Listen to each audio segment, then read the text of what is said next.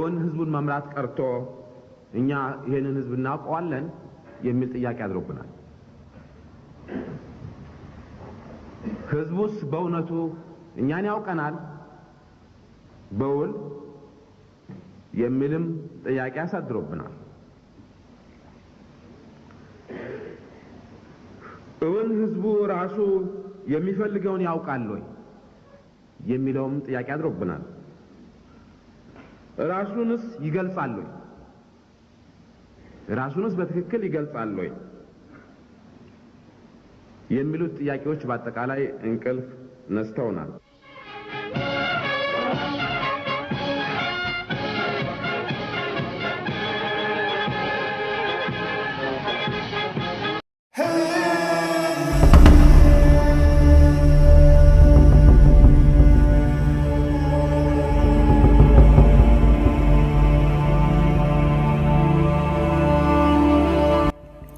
የአንድ ትውልድ ጥፋት ቀይ ሽብር በኢትዮጵያ።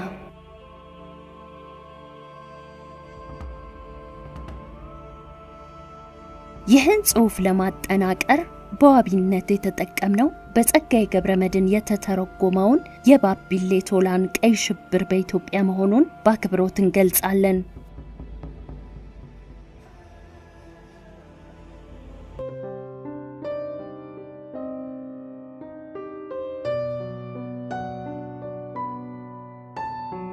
በቅድሚያ የደርግ ተቃዋሚዎች የነበሩት ሰራተኛው፣ ምሁራኑ፣ ተማሪው ነበር። ከጊዜ በኋላ ግን ተቃውሞ ወደ ገጠርም ተስፋፋ። በአብዛኛው የተቃዋሚው ፓርቲ ኢሃፓ ደጋፊዎች የነበሩት ዘማች ተማሪዎች ከገበሬው ጋር ተሳሰሩ። ደርግና አርሶ አደሩም መግባባት አቃታቸው። በጨዋ ደንብ የሚደረገውን ተቃውሞ ደርግ አላይም አልሰማም አለ። በጭፍን እርምጃውም ቀጠለ። ሳንሱር የማያፈናፍን ስለነበር በራሪ ወረቀቶች በረከቱ። የመኢሶን ምሁራንም ነገ የሚጎነጩትን የሞት ጽዋ መገመት ተስኗቸው ታወሩ። ከደርግ ጋር የአንድ ሳንቲም ሁለት ገጽታዎች ሆኑ። አንዳንዶች ደርግ ለኢትዮጵያ ይገባታል ሲሉ ይደመጣሉ። ህዝቡ ግን የተሻለ ይፈልጋል። ለዚህም ነበር ያለ ረፍት የተቃወመው። ሆኖም ደርግ ምላሹን በመሳሪያ ተወጣው። ነሐሴ 1968 የተፋፋመው ሽብር በተቀሰቀሰ ጊዜ አሁን የሚያስፈልገው ዲሞክራሲያዊ መብት ሳይሆን የዴሞትፎር ጥይት ነው በማለት መኢሶን ፎከረ። በመሰረቱ ኢሃፓ ጸረ አብዮተኛ ነበርና ደርግን በኃይል የመጠቀም አቋም እንዲወስድ አስገደደው። ያም የኃይል እርምጃ የደርግን ቁርጠኝነት ከማሳየቱም በላይ በአብዮቱ እድገት ላይ አንድ ዋነኛ ደረጃን የሚያመላክት ሆነ በማለት ፒተርስ ሽዋብ በኒው ታይምስ ሞስኮ መጽሐፍ ገጽ 42 ላይ አስቀምጧል። መስከረም 1969 ዘመን መለወጫ አዲስ ዓመት ከኋላው ከባድ መርዶ ያስከተለ ጨለማ ዓመት ሆኖ ብቅ አለ። እነሆ ደርግም አዋጁን ይዞ ከተፋለ። ኢሃፓ አስከፊነቱና ጠላትነቱ በግልጽ ታወጀ። እንዲሁም የገበሬው አመጽ፣ የሸቀጦች ዋጋ መናር፣ የፋብሪካ ማሽኖች ውድመትና የመለዋወጫ ቃጦት፣ የዝሙት መስፋፋት፣ የሥራ ማቆም አድማ ወዘተ የሚሉትን ውንጀላዎች ቆለለበት። ይህ አዋጅ ያልተጠበቀ አልነበረም። ኢሃፓ ደርግንና መኢሶንን ጦርነት ማወጃቸውን አሳውቆ ስለነበር ህዝቡ የደርግ አዲስ ዘመን መግለጫ አዲስ አልሆነበትም። መኢሶንና የደርግ ተባባሪ ድርጅቶች ኢሃፓን ለማጥፋት ርብርባቸውን ተያያዙት። ሁኔታው እኛን ያልደገፈ የኢሃፓ ተባባሪ ነው የሚል ቅርጽ የያዘ ይመስላል። ብዙ ድጋፋቸውን ያልሰጡ ዝምታን የመረጡ ምሁራን የጥፋት መዝገቡ ላይ ስማቸው ሰፈረ። ድምፀ ታቅቦ ወይም ገለልተኛ የሚባል ነገር የለም። እነሆ በመስከረም ወር በይፋ የታወጀው ሽብር ተጀመረ። ጭካኔው የበለጠ እያደገ ሄደ። ከአንድ ዓመት በኋላ የካቲት ላይ ትክክለኛ ቅርጹን ይዞ ትክክለኛውን ቀይ ሽብር ሆኖ ታየ።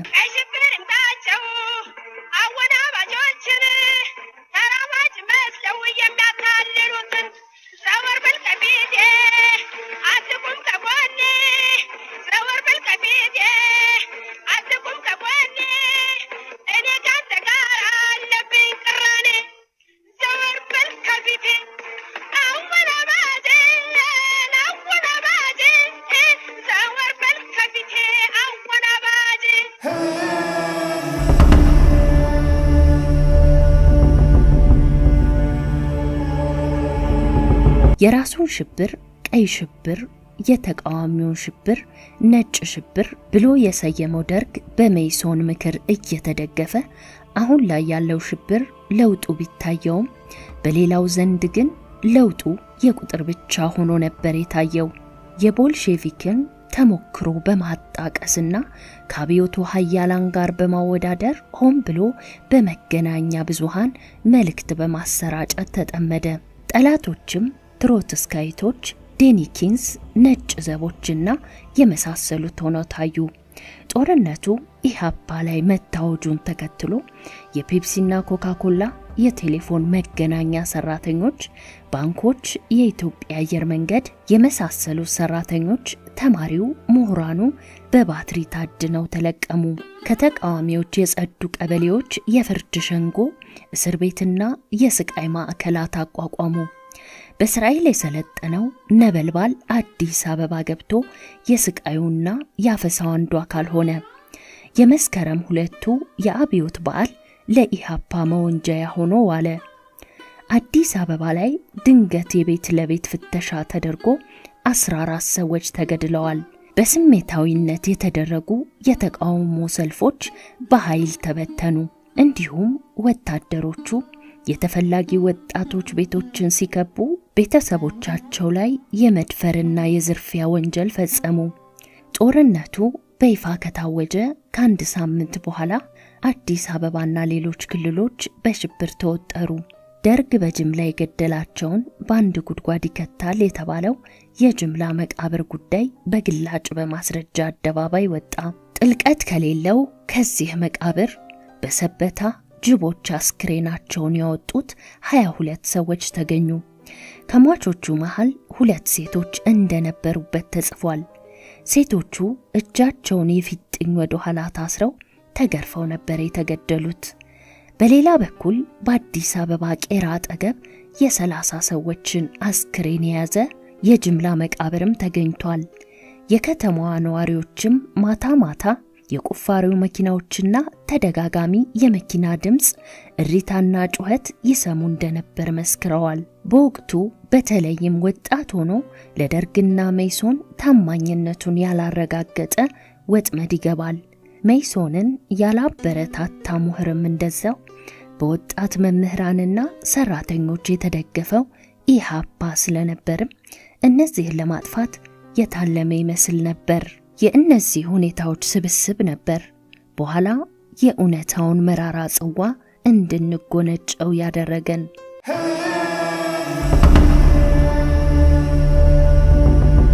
አራተኛው ችግራችን ፍትህና አስተዳደራዊ መጓደል።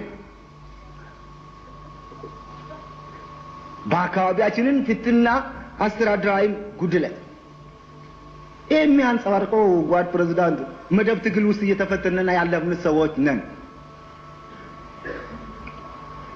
አይቶ ያልቀመሰ ሊሰማው አይችልም። በወንብድና ውስጥ ያሉ አሉ፣ ኦፍ ኮርስ አሉ። እኛም ራሳችንን እንዋጋቸዋለን።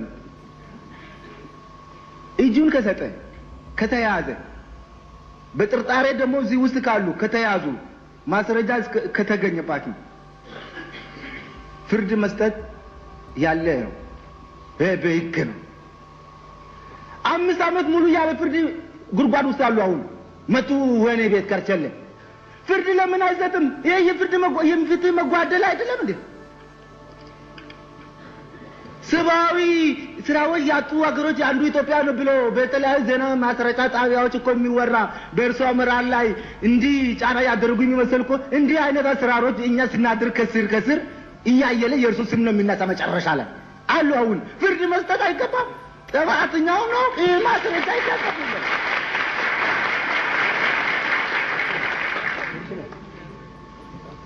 ጓድ ፕሬዝዳንት መሰለኛል ይሄ ዲሞክራሲያዊ ውይይት መሰለኛል። አንድ በጣም ሌላም መጠቆም የሚፈልገው ጉዳይ አለ።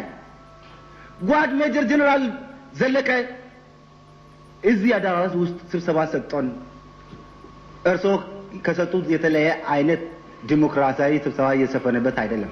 ትክክለኛ ዲሞክራሲ የሰፈነበት ስብሰባ ነበር። የተናገሩውን ጓድ ጀነራል ቢያው የለም ያልታወቀ እስር ቤት ነው አሉ። ተናግሮ በእሳቸው ፊት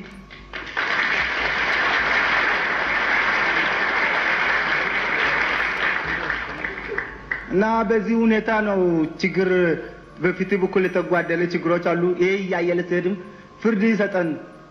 አንድ ሰው በሚያጠፋበት ጊዜ ፍርዱ እንደ አሰጣጡ ፍርዱን መስጠት ይገባዋል። እና በአጠቃላይ የስደተኞች ጉዳይ ቢመለከት ድግግሞች ስለማያስፈልግ ባለፈው አልቋል። ችግርም በጣም ያየለ ችግር ይሄኛ ችግር ነው። እዚህ የተከሰተ ችግር ነው። ከውጭ የመጣ ችግር አይደለም። ስደተኞቹም አይደሉም እንፈርድባቸዋለን እንጂ ስደተኞች ችግር ነው ብለን አይደሉም። እኛ የጎታጎትነው ችግር ነው። ከቅድሙ አገላለጸ ይልስ በራሳችን አንድነታችን አለማቀናጀት የተነሳ አንደኛው ለማጥቃት የተደረገ ዘዴ ነው። በጣም የሚያዘጋነን ጉዳይ ነበር። ሕፃን ልጅ እንዲያቀፋ በጥይትና በእሳት ተጋይታ የተገኘ ፎቶ አለ። ምንም በቃ ገዳም የገባ አሮጊት ተወስዶ በግብረ ስጋ ግንኙነት እዛ ታስሮ እስር ቤት ሞተች። ተፈራረቁበት።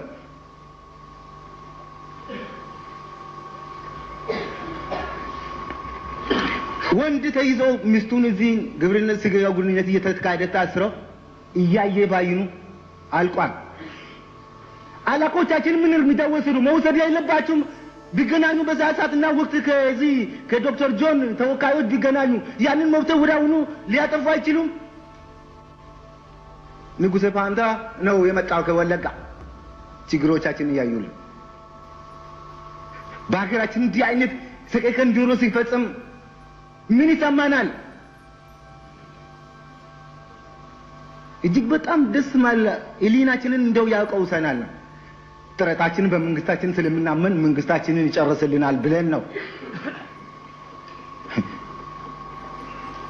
እንዲህ አይነት ኢሰብአዊ ድርጊት ሲፈጽም ዝም አልለውም። በኢትዮጵያዊነቴ እንዲህ አይነት አትንኩኝ ባይነት እኮ ተፋልሷል። አሁን ታዲያ እንግዶቻችን ናቸው። መንግስቱን የኛ መንግስት እርምጃ ይወሰድበት ብለን ዝም አልን። እርሶ ቃል ገብተውልናል። በዛም አሁንም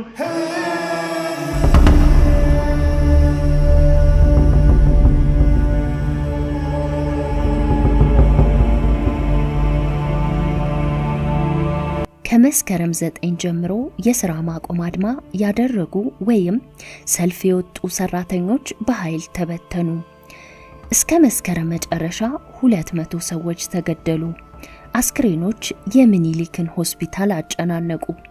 ደርግ እንደሚለው ሽብሩ የኢሃፓን ጥቃት አጸፋ ለመመለስ ሳይሆን ማንኛቸውንም ተቃውሞና ኢሃፓንም ጨምሮ ለማጥፋት የተደረገ መሆኑም ይነገራል።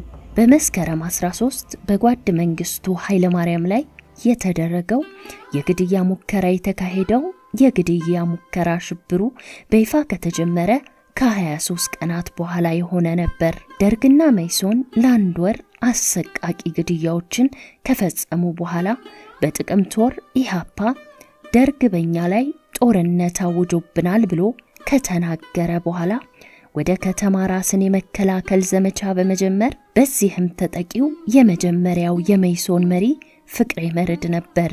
እዚህ ላይ ከደርግና ከመይሶን ወይም ከደጋፊዎቹ በቀር ማንም የማይስማማበት ሀቅ የደርግ ጭፍጨፋ ወይንም የጅምላ ግድያ ከኢሃፓ ጋር ሲነጻጸር ኢምንት መሆኑንና ለኢሃፓ ጥይት ማንሳት ምክንያቱ እራሱ ደርግ እንደነበረ ነው። ጠላቶቻችን ምሳሌ ያደርጉን ሲፈልጉ እኛ ቁርስ አደረግናቸው። መንግስቱ ኃይለማርያም 1970 ለጦርነቱ መታወጅና ለዚህ ሁሉ ጭፍጨፋ እንደ ምክንያት የኢሃፓ ፓርቲ ተወዳጅ መሆንና ብዙዎች ወደ ፓርቲው መቀላቀላቸው ተደማጭነቱ መስፋቱ መይሶንና ወዝሊግን የመሳሰሉ ደጋፊዎች ማስቆም አለብን በማለት ደርግን አሳመኑት። ሌላው ደርግን ከምንም በላይ ያስደነገጠው አየር ኃይሎችና የጦር ኃይሎች አመጽ ነበር። የደርጉ መሪ መንግስቱ ኃይለማርያም ካምፕ ውስጥ በማደር እኛ አንድነን ከፈለጋችሁ ከስልጣን እንለቃለን በማለት አፍጥጦ የመጣውን አደጋ መመለስ ነበረበት።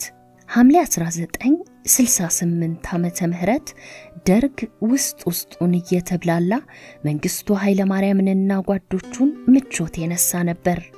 በዚህም የተነሳ የመንግስቱ ቡድኖች ሰደድ የተባለውን ሚስጥራዊ ቡድን በማቋቋም የተሻለ ሆነው የታዩ መሰሉ። በጦር ኃይል የተነሳውን ተቃውሞ ምክንያት አድርገው የሻለቃ መንግስቱን አምባገነንነት ለማስወገድ ደርግን እንደገና የሚያቋቁም ኮሚሽን ለመሰየም በማሰብ ተሰበሰቡ። ይህንንም መይሶንና ደርግ ወዲያውኑ አወቁ። ይህ 17 ሰው የያዘ ኮሚቴ ከደርግ አቅራቢያ ያልነበሩትን ሊቀመንበር ተፈሪ በንቴ፣ ሻለቃ ሞገስንና ሌሎቹንም ስልጣን ሰጣቸው። በዚህም መይሶንና ደርግ ከባድ ፈተና ገጠማቸው። እነርሱም የህዝብ አደራጅ ኮሚቴ በማለት አቋቋሙ። ለገሰ አስፋው፣ ተስፋዬ ወልደ ስላሴ፣ ተካቱሉ፣ ጌታቸው ሺበሺ፣ አሊ ሙሳ፣ ስዩም መኮንን፣ ዳንኤል አስፋው በተደጋጋሚ የሚስጥር ስብሰባቸውን ተያያዙት። ይህም ሁኔታ ደርግና መይሶንን ከኢሃፓ ጋር ይተባበራሉ ብለው ስላሰቡ እንቅልፍ ነሳቸው። በዚህም የአዲስ አበባን ሰላም ለማስፈን በሚል ሽፋን ስር ፈጣን ኢሃፓን የመምታት እርምጃ ተደነገገ። መይሶንና ደርግ ይህን ሐሳብ ይዘው ሲወጡ አብዛኛው የደርግ አባላት አምነው ሊሆን ይችላል ወይም ለራሳቸው የሚጠቅም መስሏቸው። ሆኖም በሻለቃ መንግስቱ ኃይለማርያም ቤተ መንግስት በተደረገው መፈንቅለ መንግስት ተፈሪ በንቴ፣ አለማየሁ ኃይሌና ሌሎች መኮንኖች ከኢሃፓ ተባብራቸዋል በሚል የሞት ጽዋን ተጎነጩ። ከሞቱም በኋላ የኢሃፓ አባሎች መባላቸው ደግሞ ቃል የማይገልጸው ምጸት ነበር።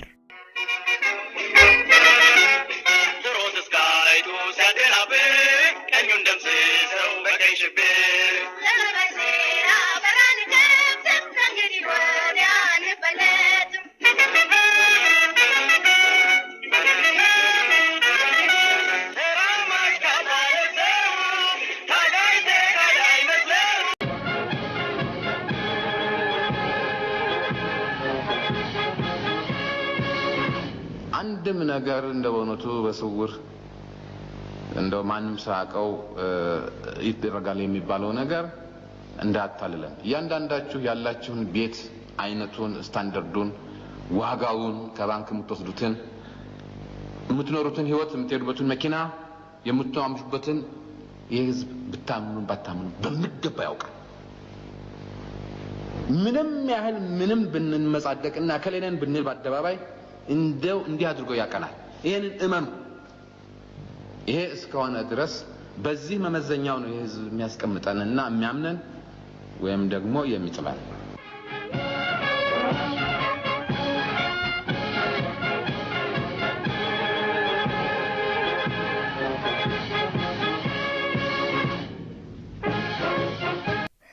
ከ1968 እስከ 69 ባረመኒያዊነቱ የታወቀው የነበልባል ኃይል የህዝባዊ ተቃውሞ ሰልፎችን ከማፈን ውጪ በቀይ ትርኢቱ ላይ ሚናው ዝቅተኛ ነበር። ተራ ፖሊስ በጸጥታ ፖሊስ አይን ገር ነበር። የጸጥታው ፖሊስ ደግሞ መይሶን ከሚያስተዳድረው ቀበሌ ጋር ሲወዳደር የተሻለ ሆኖ እናገኘዋለን። የሽብሩ ዘመቻ ላይ ተካቱሉ የተባለው የደርግ አባል የህዝብ ደህንነት ሳጅን ተሾመ ሌሎችም እየተመራ በአዲስ አበባ 3ኛ ፖሊስ ጣቢያ ውስጥ የጭካኔ ጥግ ታይቷል። ወታደራዊ የሚስጥር ፖሊስ በጨካኝነቱ በሚታወቀው ዳንኤል አስፋው ከዛም በሻለቃ ጌታቸው ሽበሺ ይመራ የነበረ መረጃ ኦፕሬሽን የሚባለውን የሚያጠቃልልም ነበር። እንደ ጸጥታው ፖሊስ እስርና ግድያም ይፈጽሙ ነበር። የሥራ ሪፖርቱም በቀጥታ ለጓድ መንግስቱ ኃይለማርያም ይቀርብለት ነበር። ቀበሌዎች ዋነኛ የጭካኔው መከናወኛ ወሳኝ ቦታና የቀበሌ መሪዎች ምርጫዎችም ይምሰል ነበር። በየጊዜው ከኢሃፓ እንዲጸዱ ምንጠራ ይካሄዳል። በአዲስ አበባ 294 ቀበሌዎች በደርግና መይሶን ቁጥጥር ስር ወድቀው እንደነበር ይነገራል። በ25 ከፍተኛ የተዋቀሩት ማህበራትም ከራሱ ውስጥ ከንቲባ ይመርጣል። በጊዜው ከንቲባ ሆኖ የተመረጠው የመይሶን ማዕከላዊ አባል የነበረው ዶክተር አለሙ አበበ በቀይ ሽብሩም የደም ማዕበል ጥቁር ታሪክ ውስጥ ከፍተኛ ሚና ተጫውቷል። የቀበሌ አብዮት ጥበቃ የተባለ ስኳድ ነበራቸው። ሊ ኤንፊልድ 303 ጠመንጃ ይታጠቁ እንደነበር፣ በኋላም AK47 ክላሽንኮቭ ይታጠቁ ነበር። የቀበሌ መሪዎች በአብዛኛው ጡረተኛ ወታደሮች፣ ስራ አጦች፣ የቀድሞ የጦር ሰራዊት አባላት፣ ቦዘኔዎችም ነበሩበት። ጭካኔም የግላቸው ነበር። ለዚህም ኒውዮርክ የተማረው አሳዝነው ባይሳ ከ10 ዓመት በታች የነበሩ የልጅ እስረኞችን ማሰቃየት ይወዳል። እንዲሁም የ8 ወሯን ነፍሰ ጡር ዳሮ ነጋሽን ጨምሮ 30 ሰዎችን የገደለው የዩኒቨርሲቲው ምሩቅ ግርማ ከበደም ተካተውበታል። እነዚህም የሜሶን ውልደቶችና አስተዳደር መዋቅሮች ነበሩ። ቀበሌዎች ከሚገመተው በላይ የራሳቸው እስር ቤት ያላቸው፣ ግድያም የሚካሄድባቸው አስፈሪ የግፍ ተቋማት ነበሩ።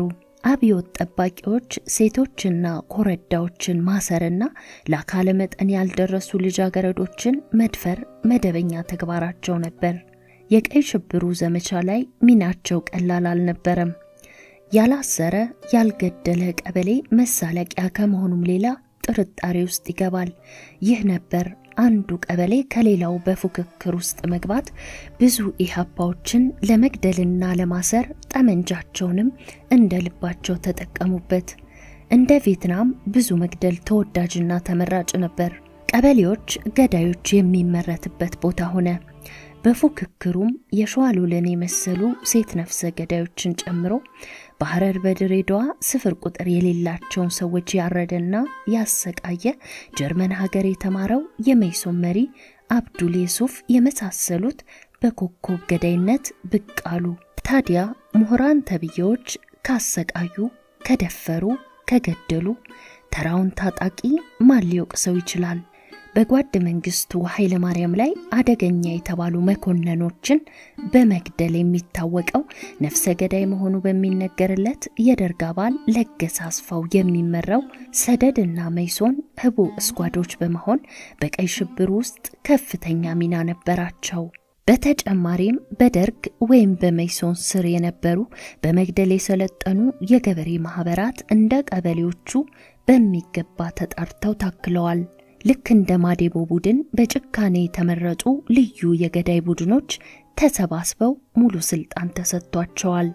ከህግ ጋር የማይስማማው ፍርድ ቤትን የማያውቀው ደርግ ቀበሌዎችና ስኳዶች ያለምንም ጥያቄ እንደ ልባቸው ይይዛሉ፣ ያስራሉ፣ ያሰቃያሉ፣ ይገድላሉ። የቀበሌ ጥበቃዎች በገንዘብ ተደራድረው ይገላሉ። የራሳቸውንም ጠላት ለመግደል ምቹ አጋጣሚ ተፈጠረላቸው። የሽብሩ ዋነኛው አካል ሽብር መፍጠር እስከሆነ ዘንዳ ቀበሌዎች በስህተት ቢገድሉም አይጠየቁም። ለተጎጁ ቤተሰብም ማካካሻ የለም። በቃ ይህ ተግባር የሽብሩ ዓላማ ነው። በኋላም ደርግ የነጻ እርምጃ ፕሮግራም የሚባለውን እንዳወጣ ይነገራል። ይህ ማለት በደርግ አባባል ህግ ፊት ሳይቀርብ ግደለው፣ ደምስሰው፣ ረሽነው፣ አስወግደው ማለት ነው።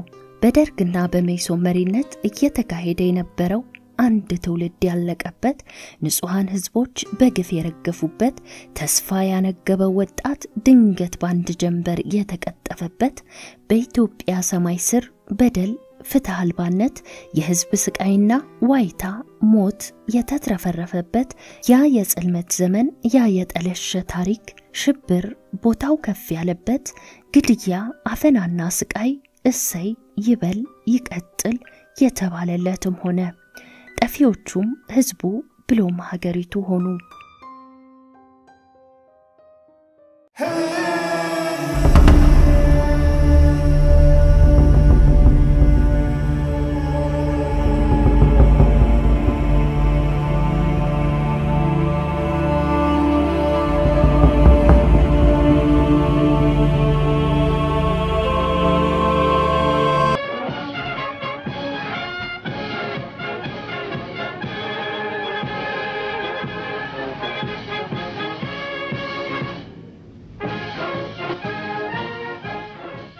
ከየትኛውም እንደው እኔ ከሚል መንግስት አስተዳደርና ህገ መንግስት ጋር ብናመዛዝነው በማንኛውም መመዘኛ እጅግ ህዝባዊና ዴሞክራሲያዊና ፕሮግሬሲቭ ነው።